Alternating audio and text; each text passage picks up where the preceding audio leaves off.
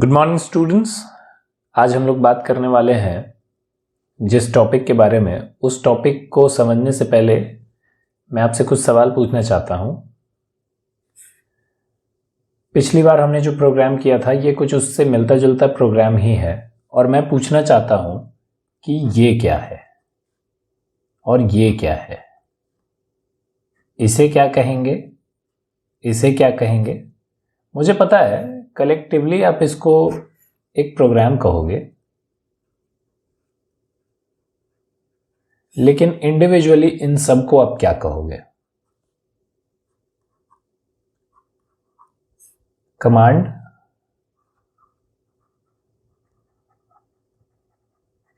या फिर इंस्ट्रक्शंस?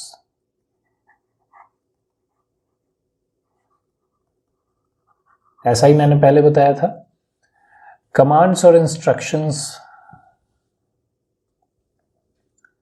वैसे इसके बारे में मैंने आपको बता दिया था, ये स्टैंडर्ड लाइब्रेरी को इंक्लूड करने के लिए है। ये क्या है? ये यहाँ आप मेन फंक्शन की बॉडी डिक्लेयर करने वाले हो, तो यहाँ आपने उस फंक्शन का नाम दिया है, इसे आप कहोगे डिक्लेरेशन। ये भी मैंने आपको बताया था।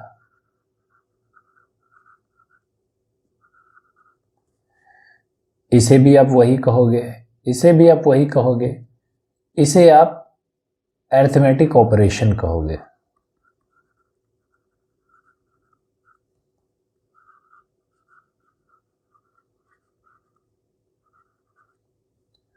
और इसे आप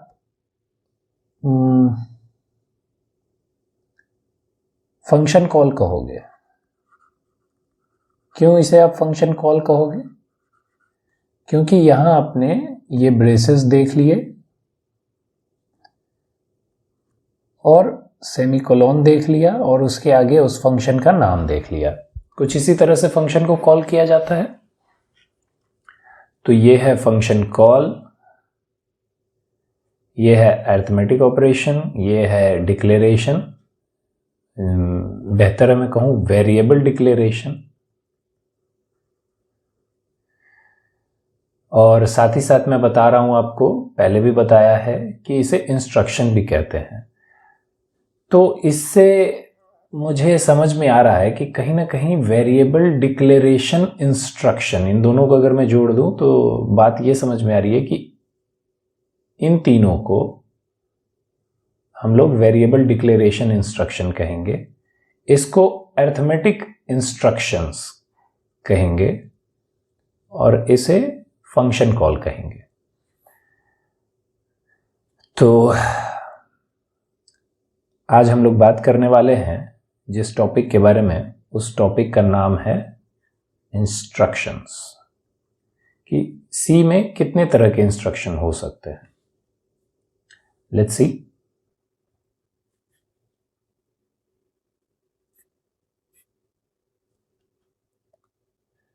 तो सी में 3 तरह के इंस्ट्रक्शंस होते हैं। क्या क्या? टाइप डिक्लेरेशन, अरिथमेटिक इंस्ट्रक्शंस और कंट्रोल इंस्ट्रक्शन। तो हमारे पास ये 3 तरह के हैं, type declaration instruction, arithmetic instruction और कंट्रोल इंस्ट्रक्शंस। टाइप डिक्लेरेशन में हमने आपको जैसे कि एक एग्जांपल में बता ही दिया, हम लोग कोई भी वेरिएबल डिक्लेयर करते हैं या फंक्शन डिक्लेयर करते हैं। जैसे कि मैं लिखता हूं, लेट्स से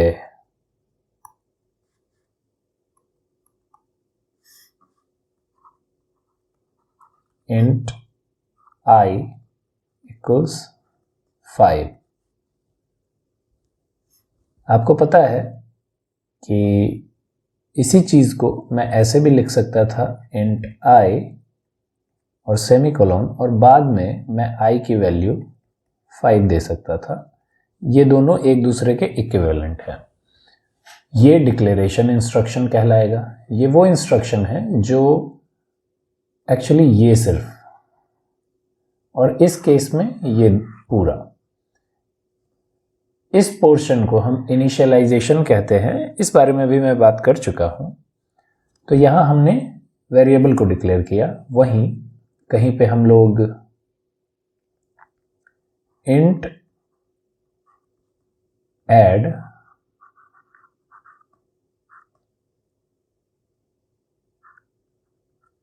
और ऐसे करते हैं, तो इसका मतलब है मैंने एक फंक्शन को डिक्लेयर किया है। आप कहोगे कि ऐसे तो हम फंक्शन को कॉल करते हैं। नहीं, जब हम फंक्शन को कॉल करते हैं तब हमारे पास ये नहीं होता है। अगर ये है, यानी कि रिटर्न टाइप भी हम डिक्लेयर कर रहे हैं, तो इसका मतलब है कि हमने इस पूरे फंक्शन को ही अभी डिक्लेयर किया है। जैसे यहां हमने डिक्लेयर करने के जस्ट बाद इनिशियलाइज किया था, वैसे ही फंक्शन में भी हम अगर ये ब्रेसेस यहीं लगा दें तो, और इसकी कुछ बॉडी समथिंग सम टास्क यहां पे करवाएं, यानी कि इंस्ट्रक्शंस दे इस बॉडी के अंदर, तो वो साथ के साथ इनिशियलाइज भी हो जाएगी। लेकिन अगर हम सिर्फ इतना करके छोड़ दें तो इसे हम फंक्शन डिक्लेरेशन कहेंगे। इस बारे में भी मैं बात कर चुका हूं। तो टाइप डिक्लेरेशन इंस्ट्रक्शन में हम वेरिएबल डिक्लेयर करते हैं। एक्चुअली उसका टाइप डिक्लेयर करते हैं कि क्या ये इंट टाइप का होगा या ये फ्लोट टाइप का होगा या ये डबल होगा या ये शॉर्ट होगा।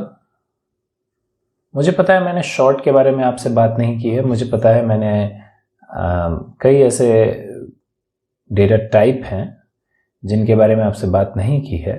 मैंने आपको टास्क दिया था वो अपने आप से फाइंड आउट करने के लिए, और आई होप कि आपने वो कर लिया होगा।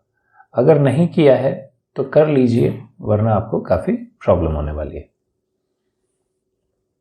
अब आते हैं अरिथमेटिक इंस्ट्रक्शन पे। अरिथमेटिक इंस्ट्रक्शंस क्या होते हैं? अरिथमेटिक इंस्ट्रक्शंस में हम लेते हैं कोई अरिथमेटिक ऑपरेशन, जैसे कि मैं ए में असाइन करना चाह रहा हूं बी प्लस सी, या फिर जो कि हमने पिछले एग्जाम्पल में लिया था, सी में हमने असाइन किया था ए प्लस बी की जो वैल्यू होती है वो। ये अरिथमेटिक इंस्ट्रक्शन है। अब अरिथमेटिक इंस्ट्रक्शंस के बाद आते हैं कंट्रोल इंस्ट्रक्शंस। कंट्रोल इंस्ट्रक्शंस में हम एक पर्टिकुलर लाइन ऑफ कोड को, जैसे कि ये मेरा प्रोग्राम है और इन दो प्रोग्राम्स को, इन दो लाइन को मैं कंट्रोल करना चाहता हूं कि वो कब एग्जीक्यूट हो कि नहीं हो तो कब हो और ना हो तो कब ना हो। ऐसी कुछ चीजें जब जब प्रोग्राम रन करे तो ये लाइन तो हो ही हो, ये लाइन तो हो ही हो, लेकिन ये दो चीजें मैं कंट्रोल करना चाहता हूं। कभी मैं इसको एग्जीक्यूट कराना चाहता हूं, कभी मैं इसको एग्जीक्यूट कराना चाहता हूं, कभी मैं इन दोनों में से किसी को एग्जीक्यूट नहीं कराना चाहता और कभी मैं इन दोनों को ही एग्जीक्यूट कराना चाहता हूं। कुछ इस तरह की चीजें हो सकती हैं। तो कंट्रोल इंस्ट्रक्शन यही होता है, ये आपको थोड़ा ज़्यादा कंट्रोल प्रोवाइड करता है प्रोग्राम के ऊपर। इन चीज़ों के बारे में हम समझेंगे। तो आज हम लोग बात करेंगे अरिथमेटिक इंस्ट्रक्शंस के बारे में। टाइप डिक्लेरेशन के बारे में बहुत ज़्यादा डिस्कस करने की ज़रूरत नहीं है, जैसा मुझे लगता है। मैं इसको डिस्कस्ड मान के चलूँगा। अरिथमेटिक इंस्ट्रक्शंस के बारे में कुछ चीज़ें हैं जो कि मुझे लगता है आपको आइडिया नहीं होगा, तो उस बारे में हम लोग बात करेंगे। आज से फर्दर क्लासेस में मैं बुक के पीडीएफ को यूज़ करने वाला हूँ। अगर आप ये बुक खरीदना चाहेंगे, डिस्क्रिप्शन में लिंक डाल दिया करूँगा अपने हर लेक्चर में, और आप किसी भी लेक्चर के नीचे जाके इस बुक को परचेज कर सकते हैं।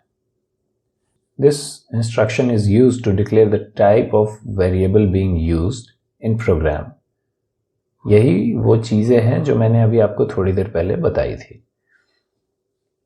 3 अलग अलग परिस्थितियों में इसको डिक्लेयर किया जा सकता है। एक, आप ऐसे डिक्लेयर कर सकते हो, इनिशियलाइज, डिक्लेरेशन के साथ साथ इनिशियलाइजेशन भी आप कर सकते हो। दूसरा,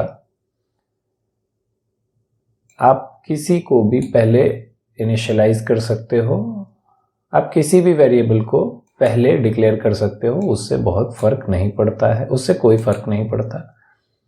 पर अगर आप एक वेरिएबल को इनिशियलाइज कर रहे हो और उसकी वैल्यू को यूज करके दूसरे वेरिएबल को इनिशियलाइज कर रहे हो, तो बहुत ज़रूरी है कि ये वेरिएबल पहले ही डिक्लेयर हो गया हो। ऐसा आप नहीं कर सकते हैं, ये आप नहीं कर सकते।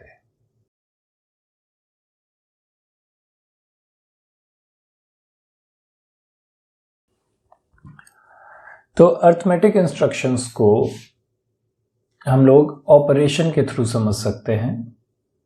ऑपरेशंस हमारे पास एडिशन है, सब्सट्रैक्शंस हैं, डिवीज़न है, मल्टीप्लिकेशन भी है। इसके अलावा भी कुछ मैथमेटिक्स के ऑपरेशंस हैं जिनको कि हम लोग यूज़ करते हैं। यहाँ पे डेल्टा, अल्फ़ा, बीटा, गामा, कॉट, ये वेरिएबल्स के नेम हैं जो कि फ्लोट में हैं, उनकी वैल्यूज़ ऑलरेडी असाइंड हैं। डेल्टा की वैल्यू डिसाइड होगी अल्फ़ा यानी कि इसके, और बीटा के मल्टीप्लिकेशन को जब हम डिवाइड करेंगे गामा से, और एडिशन एंड दिस मल्टीप्लिकेशन, अब ये थोड़ा कॉम्प्लेक्स हो गया अर्थमेटिक ऑपरेशन। इससे पहले जो हमने किया था वो हमने किया था a equals b plus c, बहुत ही सिंपल था। इन दोनों के सम को स्टोर करना था a में। यहां पे हमारे पास ये कुछ ज़्यादा हो गया। अब ये हम कैसे करेंगे? इसको करने का जो ऑर्डर होता है वो कुछ इसी तरह होता है जैसा हमने अब तक यूज़ किया है। प्रायोरिटी की बात होती है और ऑपरेशन इस डायरेक्शन में फ्लो करता है, जैसे कि सबसे पहले ये ऑपरेशन होगा, उसके बाद जो भी प्रोडक्ट आएगा उस प्रोडक्ट में ये ऑपरेशन परफॉर्म किया जाएगा। उसके बाद एडिशन आया, पर क्योंकि डिवीजन की प्रायोरिटी ज़्यादा दी जाती है तो अब इस ऑपरेशन को किया जाएगा, और जो भी प्रोडक्ट आएगा उसका इसके साथ ऑपरेट किया जाएगा, क्योंकि अभी भी प्लस से ज़्यादा मल्टीप्लिकेशन की प्रायोरिटी है। और अब जो ओवरऑल यहाँ प्रोडक्ट आएगा वो प्रोडक्ट इस प्रोडक्ट से ऐड किया जाएगा और ये हमारा फाइनल रिजल्ट होगा। ये एक एग्जाम्पल है जहाँ पे या तो वेरिएबल्स इंटीजर्स हैं या फिर इंटीजर कांस्टेंट हैं, जहां पे ऑपरेशन केवल इंटीजर वेरिएबल यानी कि i जो कि इंटीजर है, किंग जो कि इंटीजर है, आइजैक जो कि इंटीजर है, नोट इट जो कि इंटीजर है, और ये नंबर्स जो कि इंटीजर हैं, यानी कि इंटीजर्स के बीच के ऑपरेशन को दिखाया गया है। इसके साथ ही अपने पास है रियल मोड अरिथमेटिक स्टेटमेंट जहां पे ये फ्लोट हैं सारे के सारे वेरिएबल्स, और जो कांस्टेंट यूज किए गए हैं वो भी फ्लोट ही है। इनके बीच ऑपरेशन दिखाया गया है। इसके साथ ही एक मिक्स्ड एग्जाम्पल भी दिया गया है जिसमें फ्लोट भी है, इंट भी है और इनके बीच में ऑपरेशन किया गया है अरिथमेटिक। तो यहाँ पे ये चीज़ लिखी गई है कि ये बहुत इम्पॉर्टेंट है कि आप इस बात को समझें कि कैसे अरिथमेटिक इंस्ट्रक्शंस जो हैं वो होता है। सबसे पहले राइट हैंड साइड की इवैल्यूएशन होती है। ये कुछ ऐसा बता रहे हैं कि यहाँ से एग्जीक्यूशन शुरू होगा और ये कांस्टेंट को जब इसके साथ मल्टीप्लाई करेंगे और जो भी आउटपुट होगा उसको वापस से इसी वेरिएबल में स्टोर किया जाएगा। फिर इसका इससे मल्टीप्लिकेशन होगा और जो वैल्यू आएगी उसको इसमें स्टोर किया जाएगा, इस वेरिएबल नेम में अब स्टोर होगा जो यहाँ से यहाँ आया और इस प्रोडक्ट के साथ मल्टीप्लिकेशन इसका हुआ इसमें रखी हुई वैल्यू का, और जो भी वैल्यू आई नई वो अब इस जगह पे स्टोर हो गई एनॉय में।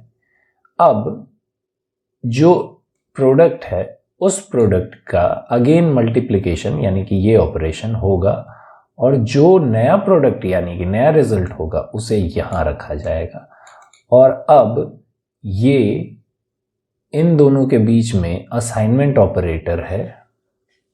ये ऑपरेटर मैंने आपको पहले बताया है कि स्टोर करने के लिए यूज होता है। तो इस SI में यानी कि साई में स्टोर कर देगा यहां पे जो भी प्रोडक्ट सेव हुआ होगा उसे। तो यही कुछ चीजें हैं जो यहां ये बताने की कोशिश कर रहा है, मैंने आपको बता दिया। ऐसा ही सेम यहां भी होगा एवरेज के साथ। तो आगे बढ़ते हैं।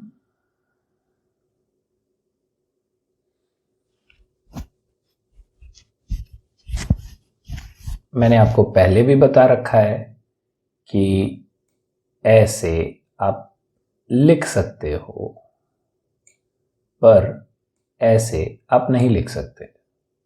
ये मैंने आपको पहले बताया है, अगर मैंने नहीं बताया है तो अब कम से कम बता दे रहा हूं। मुझे जैसा याद है मैंने पिछले लेक्चर्स में बता रखा है।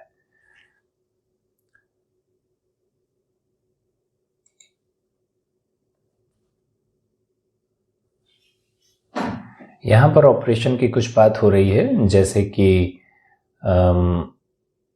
ये एक्सप्रेशन आपको 5 देगा 10 डिवाइड्स 2, जबकि ये एक्सप्रेशन या ये ऑपरेशन आपको 0 देगा। क्यों? ये ऑपरेशन आपको रिमाइंडर रिटर्न करता है और क्योंकि अगर आप 10 को 2 से डिवाइड करो तो कुछ भी बचता नहीं है, तो आंसर इज 0। ये ऑपरेटर फ्लोट पर अप्लाई नहीं किया जा सकता क्योंकि फ्लोट की वैल्यू डेसिमल्स में आती है। तो डेसिमल की वैल्यूज को आप डेसिमल में रिप्रेजेंट कर सकते हैं, इसलिए उस पे मॉड्यूलस ऑपरेटर आप नहीं यूज करते हैं।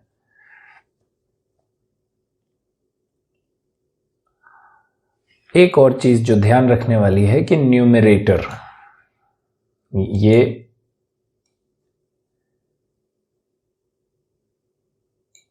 न्यूमरेटर है और ये डिनोमिनेटर है। तो जब कभी भी ऐसे मॉड्यूलस ऑपरेशन होता है तो जो आपका आंसर होता है उसका साइन उसके न्यूमरेटर के साइन के बराबर होता है।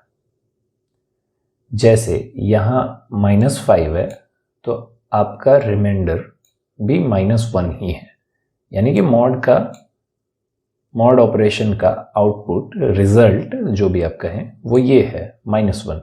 लेकिन अगर यहां ये माइनस में होता तो आंसर 1 होता, क्योंकि इसका डिनोमिनेटर यानी कि ये वाला हिस्सा पॉजिटिव है। तो ये वो चीजें थी जो मैं आज आपको बताने आया था।